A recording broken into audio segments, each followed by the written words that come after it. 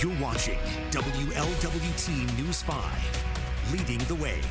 All right, a lot of you parents have this conversation with your kids, and it's usually in the loud voice telling them to get off the video games. Yes, guilty right here. But this is pretty cool. At Miami University in Oxford, they have a different approach here. My co-anchor Mike Dardis takes us to Oxford for a look tonight.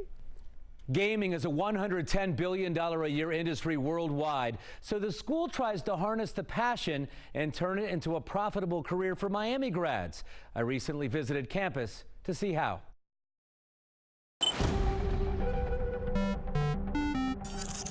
He can walk around it, he can stick his head inside of it. Find out how a jet engine works inside a virtual reality cave.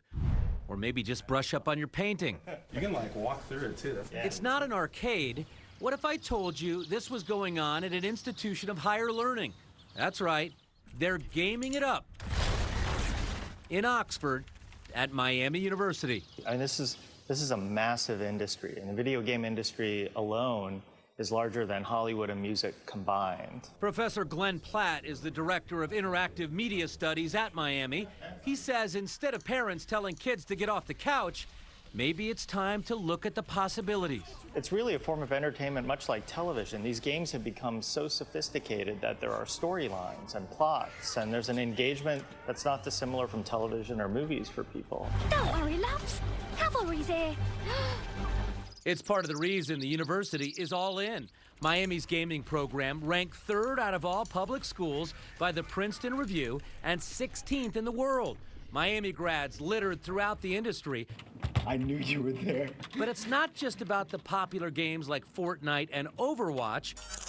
Major companies you hear about every day in greater Cincinnati, like P&G, Macy's, Kroger, and Graders are all looking for young people who know this technology.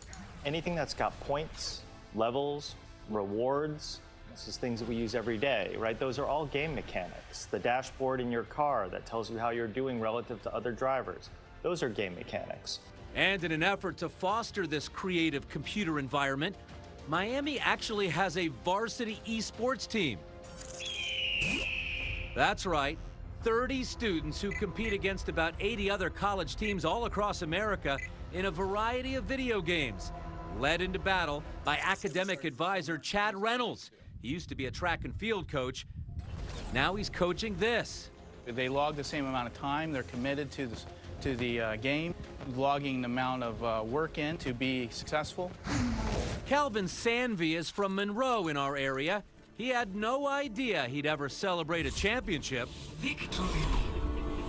He was on the Overwatch team that beat Georgia Southern for the national title.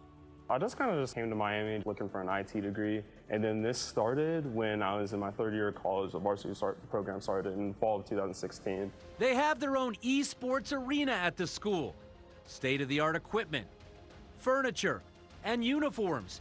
They even give a partial scholarship to a gamer, and they're hoping someday they'll get the green light to offer full rides, just like traditional college sports, so they can lure in top talent to make Miami University a launching pad for gaming success. I had to, I'm sorry. And so if we start training students how to see the world as this collection of these different game opportunities and game mechanics, then there are jobs they can go into in marketing, jobs that they can go into in promotions, jobs that they can go into in psychology and education.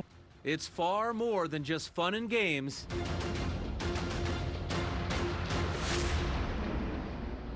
At Miami University in Oxford.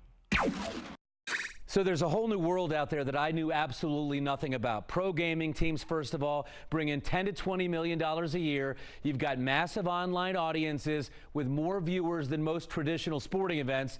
And yes, it is the same technology used for your Kroger card or your Graders card or even in your car. It's why we're now seeing these options at universities just like Miami. Mike Dardis, WLWT News 5. That is really interesting. I had no idea. And what I really learned from that is there's hope for my 3 boys. There is hope for all of us, for sure, yeah.